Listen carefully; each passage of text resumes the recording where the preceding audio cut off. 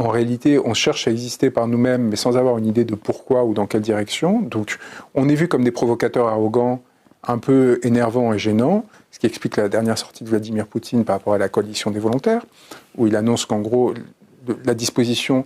C'est là où on voit, c'est-à-dire que ce qu'il acceptait il y a encore quelques mois, maintenant, c'est fini. Donc, il vient d'annoncer que la présence de soldats provenant de cette coalition sur le sol ukrainien serait considérée comme un acte de guerre et ils seraient des cibles légitimes. Donc, bye bye, parce qu'évidemment, on ne va pas se mettre dans cette position-là. Donc, toute l'agitation proposée par Emmanuel Macron depuis quelques mois sur ce qui lui apparaissait comme la nouvelle solution pour avoir de la France une position dominante sur cette question, sur cette zone territoriale, eh bien, s'effondre. Donc, il faut commencer à réfléchir en termes géopolitiques. Vous voyez, il faut pas... Moi, la géopolitique, pour moi, c'est un peu... Et la guerre économique.